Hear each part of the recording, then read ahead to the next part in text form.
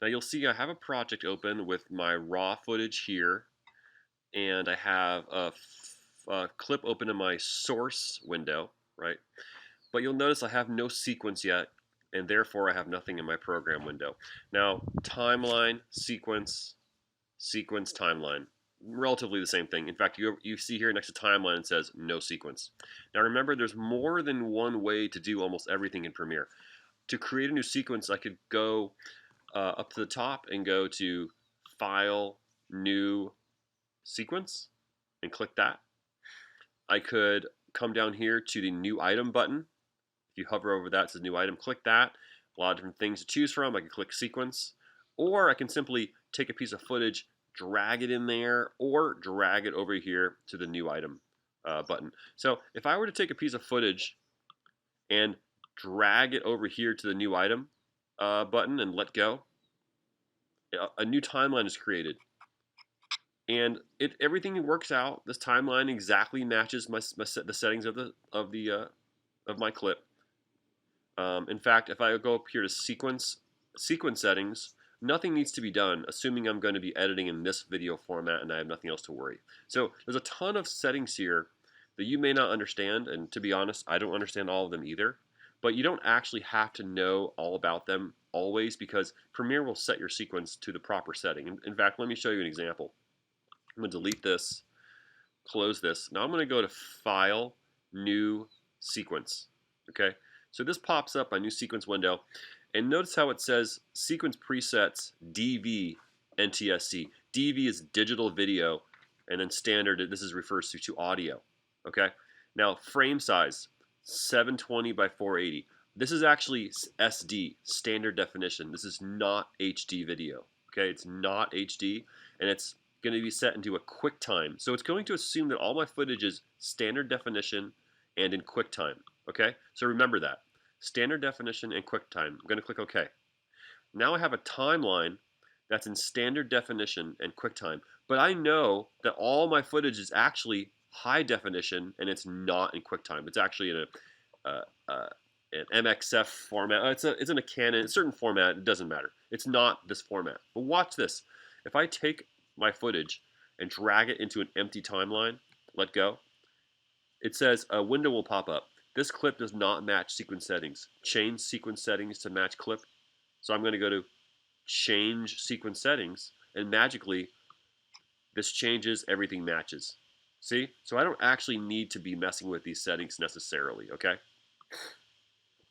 Now, quick review. Remember this blue square here? It shows that my sequence is highlighted. Now watch what happens if I go highlight my source window and I go to sequence. I can't click on it. Sequence settings is grayed out. But if I have my program window open, it's highlighted. Okay, so keep that in mind. Sequence settings. Now, we've worked with, or some of you have worked with different formats, right? So say you shot something on the camera, but then you imported something on your cell phone. There are different sizes, so when you import it into your timeline, maybe it's too big or maybe it's too small. Okay? Usually we fix that by setting to frame size or scaling to frame size. But if for some reason you wanted your entire project to be set to that size, this is where you'd customize that, okay? Maybe you're working with a different frame rate, so you would change that. I have this set to 2396. Again, don't worry about the details, but I know my video footage is that. Pixel ratio, color space, again, don't worry too much about this. Don't worry about the nitty gritty, just know that this is where it's located in sequence settings, okay? Video previews, again, this refers to the format of the previews. Remember when you add things like fades? So like, let me show you an example. So if I were to zoom into my footage here, and I'll just add a standard, so Command D, I added my default transition. It'll fade in. Oops, you hear my voice in the background there when I was videotaping the footage. Let me just mute the tracks just so it's not distracting. So remember, this little fade here, this is new video. This didn't exist until I added it. It needs to literally create the black and the gradual increase into my footage. So when you fade in, you're actually creating new video. And it needs to create that. And that's that video preview I keep talking about. and you can customize those video preview settings. I know it's pretty advanced stuff, and to be honest, in my career, I've never messed with it. Okay, I've never had to mess with it anyway. Um, so again, so how do you create a sequence that matches your source footage? You either drag your stuff into the new item button, or you simply create a new sequence, and it doesn't even matter what format it is.